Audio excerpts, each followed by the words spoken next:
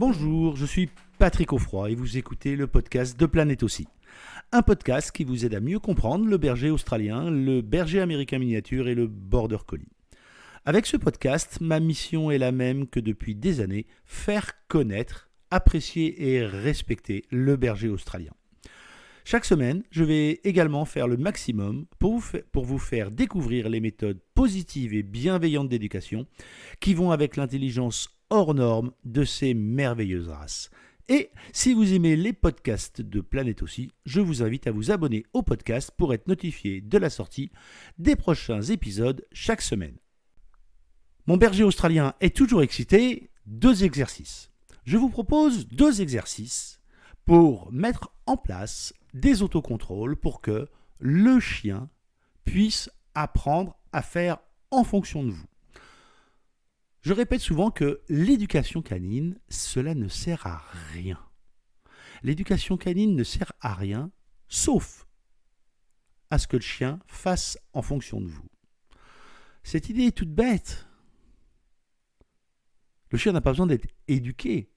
Le chien, a priori, il a son comportement intrinsèque, ses qualités, et il a sa vie de chien. Le problème que nous avons, c'est que sa vie de chien est souvent incompatible ou pas tout à fait compatible avec notre vie en société. Notre vie en société, quelle est-elle ? Du temps de moins en moins important à consacrer à nos chiens, un environnement parfois hostile, la ville, les bruits, parfois des congénères hostiles, les autres chiens pas toujours très cool, des environnements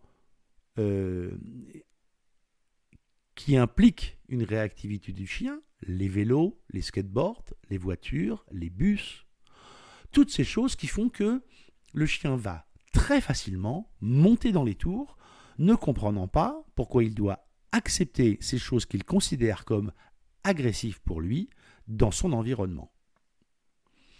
Malheureusement, la vie est telle que il faut bien réussir à trouver l'équilibre entre la vie citadine et la demande normale de sérénité du berger australien, du border ou du mini aussi. Pourquoi de la sérénité ?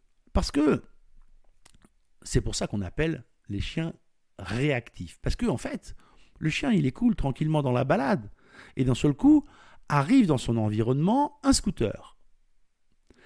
Il réagit à l'arrivée de ce scooter et sa première idée, c'est de mettre en place une stratégie pour que le scooter sorte de son environnement pour pouvoir retrouver la sérénité qu'il avait avant.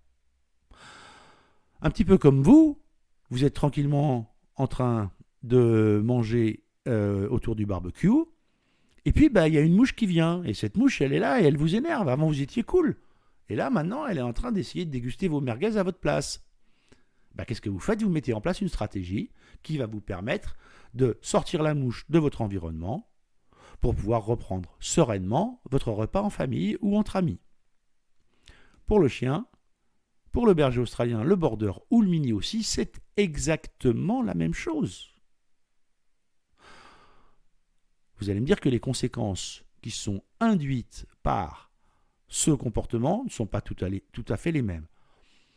De vous à moi, vous dites ça parce que vous n'êtes pas une mouche. Si vous étiez une mouche, vous auriez certainement un avis bien différent sur la question. Une fois qu'on a dit ça, comment est-ce qu'on peut travailler ? J'ai à l'esprit que la plupart du temps, les problèmes que nous rencontrons ne sont que des symptômes d'une situation plus profonde.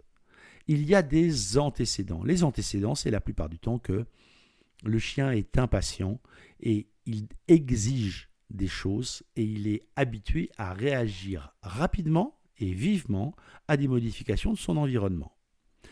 Dans ces cas-là, il ne fait plus en fonction de vous, mais en fonction de l'élément extérieur qui arrive. C'est là où les autocontrôles rentrent en action.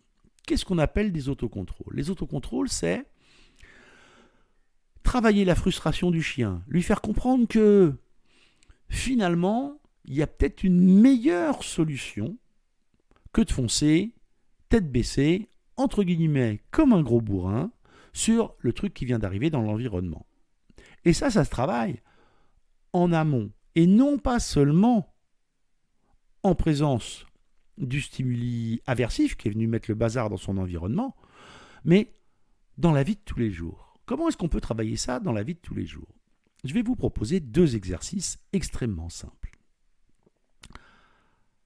Le premier exercice, c'est vous allez prendre une grosse poignée de gruyère dans votre main et vous allez mettre votre main au sol comme ceci, fermée, paume vers le bas. Que va faire le chien ? Les chiens excités, je vais vous dire ce qu'ils vont faire. Ils vont commencer par mettre la patte, ils vont commencer par toucher, ils vont commencer par gratter. Et ils vont commencer par s'énerver. Ils vont commencer à gratter de plus en plus fort. Peut-être même qu'ils vont essayer avec le nez de le pousser. Peut-être même avec la gueule d'essayer de l'attraper. Pendant tout ce temps-là, vous restez simple, stoïque, et vous ne bougez pas votre main. Vous devez atteindre le moment où le chien se dit « Mon comportement n'est pas efficace. Ça ne marche pas. » Au moment où il se dira « Ça ne marche pas », parce que vous avez un border, parce que vous avez un Australien ou un mini aussi, vous avez en face de vous un chien intelligent, il est capable d'adapter son comportement en fonction de l'environnement. Il est capable de comprendre que ce qui a marché hier ne marche plus aujourd'hui et qu'il faut mettre en place une autre stratégie. Alors en fonction du renforcement, c'est-à-dire le nombre de fois où il est monté dans les tours et il s'est excité, ça va être plus ou moins long. Ça peut durer 5 vraies minutes, 7, 8. Je pense que ça ne dépasse que très rarement 10 minutes. Pourquoi ? Parce que nous avons un chien intelligent en face de nous. Et donc au bout d'un moment, il va se dire « ça ne marche pas, il faut que j'essaie quelque chose ». Et il va se poser pour réfléchir. À la seconde où ses fesses touchent le sol pour s'asseoir, vous retournez votre main et vous l'ouvrez et il peut venir se servir, prendre l'intégralité du paquet de petits morceaux de gruyère que vous avez mis dans votre main. Et vous arrêtez là. Et quelques heures plus tard, vous recommencez. Je parle souvent du renforcement et de l'intelligence des chiens dont nous parlons, mes 3 races préférées. Pourquoi ? Parce que vous allez voir que très très vite, le berger australien aura compris l'exo. Dès qu'il verra votre main au sol, il se dira « Waouh, je sais, pas la peine que je monte dans les tours, pas la peine que je m'excite. » Si j'avais une approche extrêmement scientifique, je vous expliquerais que ce n'est plus son cerveau reptilien qui lui dit de le faire très très vite, mais c'est son néocortex qui associe la situation à une situation déjà vécue et l'issue qu'il a trouvée pour sortir de la problématique que vous lui avez proposée. Moi, ce qui m'intéresse là, c'est que vous vous disiez « Waouh, ces chiens sont vraiment intelligents, mon chien est vraiment génial. » Et il va très très vite comprendre que plutôt que de monter dans les tours, alors il vaut mieux faire en fonction de vous et analyser la situation. Et vous allez le voir s'asseoir de plus en plus tôt.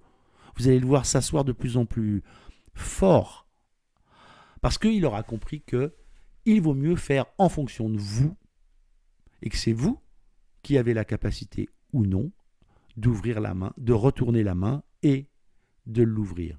En clair, de lui donner la récompense attendue.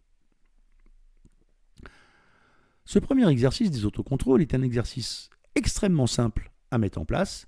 Et bien sûr, si vous n'avez que des knackis et pas de morceaux de gruyère, ça marche aussi.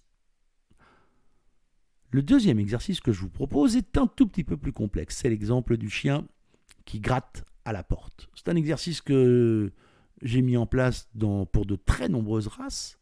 Il est basé sur le principe suivant. Bon comportement, la récompense se rapproche. Mauvais comportement, la récompense s'éloigne. Je vais vous raconter l'histoire de Isis, qui n'était ni un border collie, ni un berger australien, ni un mini aussi, mais une charmante bosseronne. Elle avait 18 mois et quand je suis rentré, la propriétaire m'a dit « Vous savez, j'ai pas fait le ménage. » Alors, quand on est comportementaliste comme moi, hein, et que le cœur du job, c'est d'être en empathie avec les propriétaires, bien sûr, le fait qu'elle me précise ça dès que je rentrais dans la maison m'a un tout petit peu inquiété. Une fois que je suis rentré dans le salon, j'ai compris pourquoi je devais m'inquiéter. On était pendant l'automne et la baie vitrée était grise, pour ne pas dire noire de boue, jusqu'à 1,50 m du sol. Parce que Isis avait trouvé très très drôle de sauter sur la fenêtre pour qu'on lui ouvre. Quand elle était petite, elle avait gratté en bas, et puis on lui avait ouvert. Et puis après, elle a gratté de plus en plus haut, parce que c'était un grand chien. Et puis au fur et à mesure du temps, par moment, monsieur ou madame était occupé, et il ne pouvait pas lui ouvrir immédiatement la porte. À ce moment-là, elle faisait ce que font tous les chiens, elle augmentait son comportement en fréquence, grattait de plus en plus, et en intensité, marquait, salissait de plus en plus haut. L'exercice que je vous propose est extrêmement simple. Dès qu'Isis touche la porte, je recule. Elle augmente son comportement bien sûr et je recule encore. Dès qu'elle touche la vitre, je recule. Au bout d'un moment, le chien va se rendre compte que son comportement est contre-productif. C'est-à-dire ce qu'il veut, c'est que vous vous rapprochiez de la porte pour l'ouvrir. Là, en la matière, ce qui va se passer, c'est que vous vous éloignez. Donc, le comportement du chien est contre-productif. Et avec nos bergers australiens, nos borders, nos minés aussi, ils sont tellement rapides à comprendre que la situation leur échappe, qu'ils vont très rapidement mettre en place une autre stratégie. Et comme dans le premier exercice, la stratégie, ça va être de se poser, de s'asseoir, de réfléchir. Dès qu'il s'assoit pour réfléchir, vous vous rapprochez de la porte. Il remonte dans les tours, vous reculez. Il s'assoit, vous vous rapprochez. Le gros avantage, c'est que là, on met en œuvre l'intelligence très fine, très particulière de nos chiens. Il n'y a pas besoin de faire 50 fois le même exercice pour qu'ils comprennent. Ils vont comprendre qu'il vaut mieux se poser devant la porte et attendre que vous veniez plutôt que de monter dans les tours. C'est ainsi que, à la maison, vous allez pouvoir mettre en place des comportements qui vont préparer psychologiquement votre chien à quand un scooter va arriver, quand un autre chien va arriver, quand des enfants vont arriver, à faire en fonction de vous et non pas penser d'abord et avant tout à monter dans les tours. Merci d'avoir écouté ce podcast jusqu'au bout. J'espère que l'épisode vous a plu.